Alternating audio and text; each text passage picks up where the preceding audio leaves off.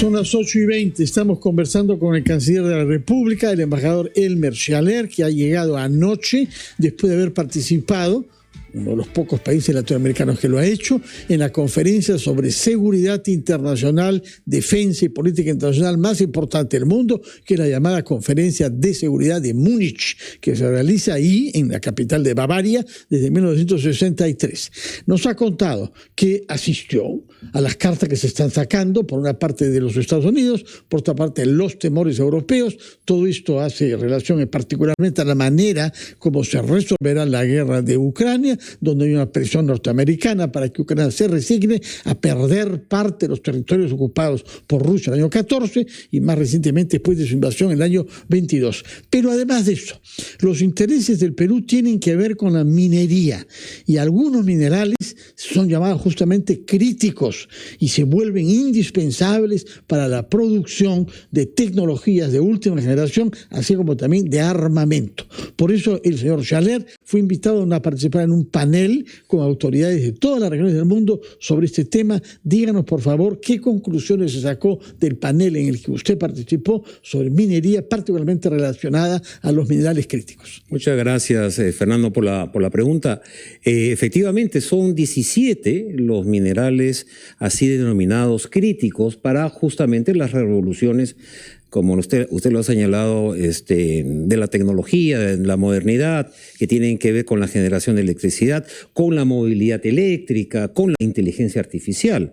De esos 17 minerales, el Perú produce 8 o 9, siendo naturalmente el cobre el más importante de ellos que nosotros producimos. Pero críticos también son el bismuto, también es el litio, también es el plomo necesario todavía para las baterías que también producimos nosotros, la plata y el oro, por supuesto. Entonces, sí, el Perú es un actor importante en los temas de minerales críticos en el mundo.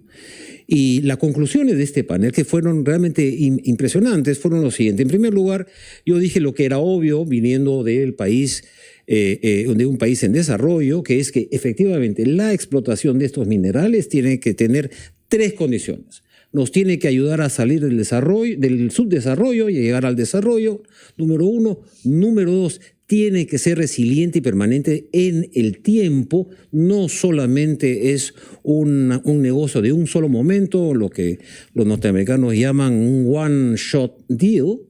Y en tercer lugar, tiene sin duda alguna que respetar el medio ambiente.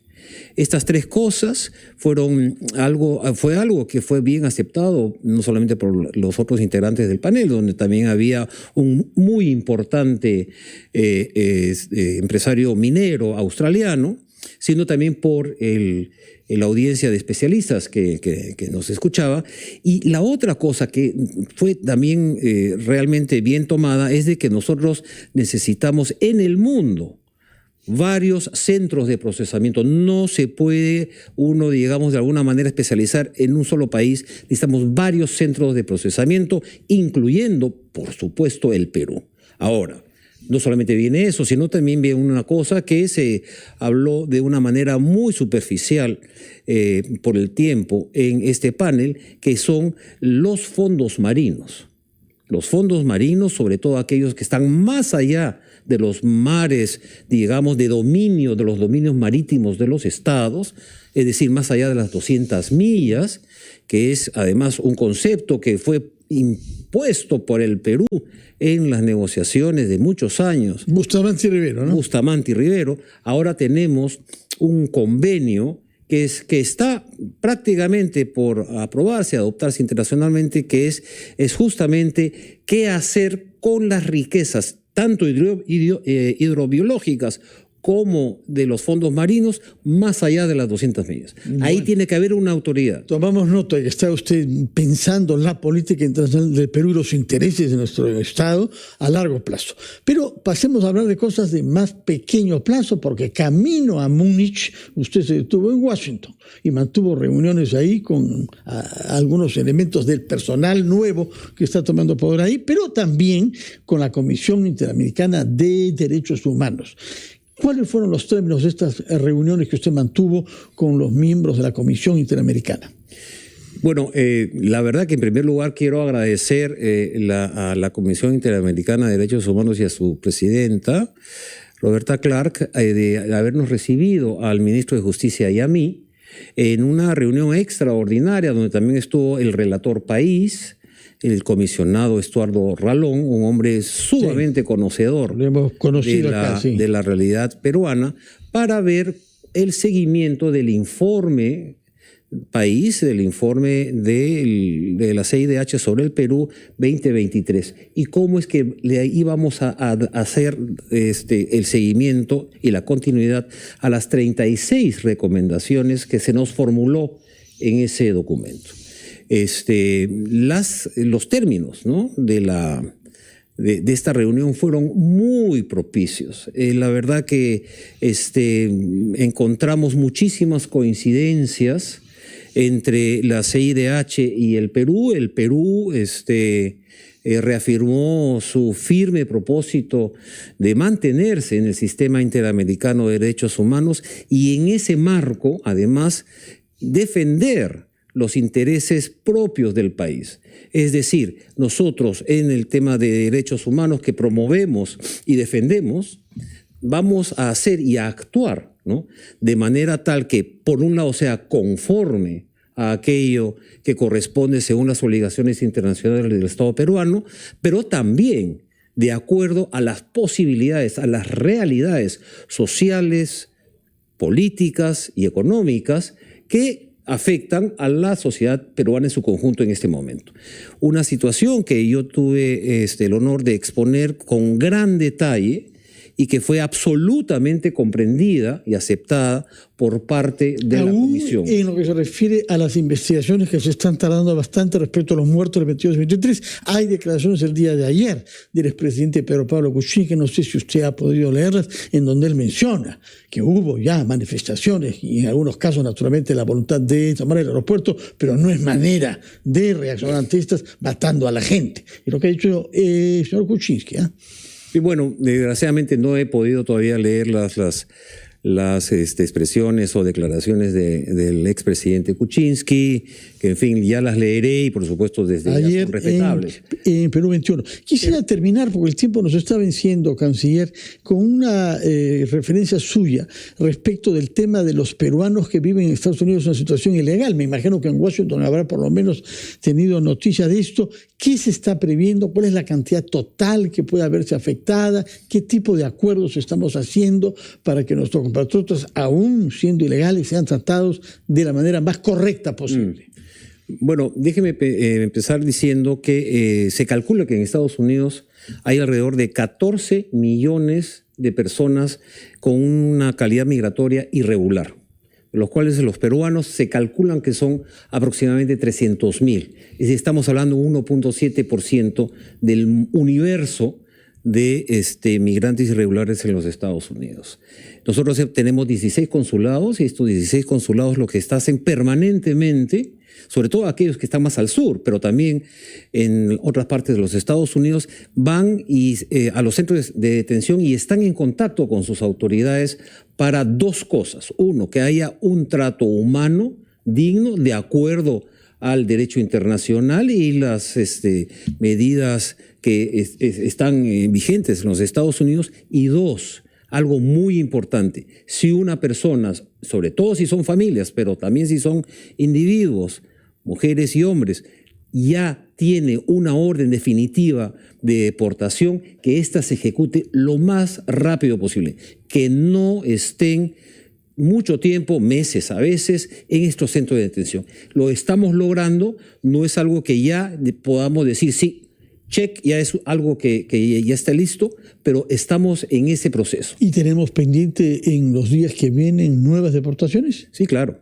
¿Para qué días tienes? Mire, más o menos desde agosto del 2022 teníamos deportaciones, tuvimos 101, en 30 meses 101 vuelos hasta enero del pasado, y tuvimos 12.000 deportados. Ahora, las personas que regresan al Perú, yo calculo que son alrededor, y van a seguir siendo alrededor entre 200 personas a 300 mensuales. 200, 300 mensuales. Sí, estamos hablando de 2, quizás 3 vuelos. Tomamos nota de eso y tomamos nota de que usted ratifique el compromiso de los 16 consulados que hay en los Estados Unidos y el resto de los agentes diplomáticos para que esos compatriotas sean tratados de la manera de acuerdo a la ley, naturalmente, y a la dignidad humana. Pregunta final, si es que me permite. Durante su ausencia en Estados Unidos y Europa, se ha hablado mucho de la eventualidad del nombramiento del exministro De Martini al Vaticano, con la retirada consiguiente del que ejerce ahí, que es el embajador Chuquiguara. Esto ha caído mal, como usted se lo puede imaginar, porque De Martini se ha visto obligado a dejar su puesto ministerial por las razones que usted sabe. Caliwarma, parece casi como una broma de mal gusto que una persona que está bajo sospecha de haber sido negligente, por lo menos respecto a la comida de niños, represente a nuestro país ante la Santa Sede. Mire, señor Abayo, en realidad le digo, esta es una potestad, por supuesto, del gobierno y específicamente de la señora Presidenta de la República, de nombrar agentes diplomáticos en el extranjero. Esto es algo que, es verdad, he leído en la prensa y lo voy a tratar con la señora Presidenta. Yo no veo ningún impedimento legal, se lo digo desde ya, para que el señor De Martini pueda ser nombrado como embajador del Perú ante la Santa Sede. Esto es algo que lo veremos con la presidenta por los canales oficiales, normal. Impedimento legal no hay, pero resulta difícil imaginar que por la mañana se pueda reunir con el Papa y por la noche contesta las preguntas vía Zoom que le haga el fiscal. Es una situación sumamente paradójica para un embajador, ¿no? Bueno, a ver, yo creo que lo uno no tiene nada que ver con lo otro. Es verdad, nosotros podemos construir toda una concepción política sobre este tipo de situaciones, pero yo, mire, lo que a mí me interesa y me importa es que la representación del Perú en el extranjero y particularmente en la Santa Sede sea impecable. Pero es una persona que no tiene ninguna experiencia en y eso es lo que vamos, no habla la lengua, no tiene ninguna experiencia en relaciones internacionales y además está señalado internacionalmente como una persona investigada por hechos graves. Bueno, yo creo que son presunciones, no está señalado internacionalmente. Ahí sí yo ha creo renunciado la renuncia de un ministro emblemático, el que más tiempo tenía, usted lo recuerda, entró con la señora Boluarte. Muy competente. Sí, bueno, justamente, por eso llama la atención que haya pasado lo que ha pasado. Pero en fin, usted nos dirá si nuestro país se verá obligado o no a verse representado ante la Santa Sede por alguien que ha tenido que renunciar a su puesto de ministro. Veremos cuando se tome esa decisión. Nos ha hecho claramente comprender que depende de la presidenta y no de usted. Señor Schaller, muchas gracias por haber venido acá a pocas horas de haber llegado con el cambio de hora que hay en Europa. Ha pasado del invierno crudo a este verano extraño que estamos teniendo acá. Muchas gracias y mucho éxito en las tareas que tenga que acometer durante los días que le esperan. Muchas gracias, don Fernando. Una palabra final sobre el señor De Martini. Uno, un estupendo ministro, se lo digo con toda sinceridad, lo que he visto. Y dos, esto es algo que, por supuesto, la señora Presidenta toma la decisión, pero eso no me quita la responsabilidad también que compete. Eso es muy importante. Yo siempre la asumiré. Muy bien. Gracias. Muchas gracias por su presencia, embajador y canciller de la República, Elmer Schaller, a su retorno de la conferencia de seguridad de Múnich y su visita a Washington. Vamos a hacer una pausa y retomamos ampliación de noticias.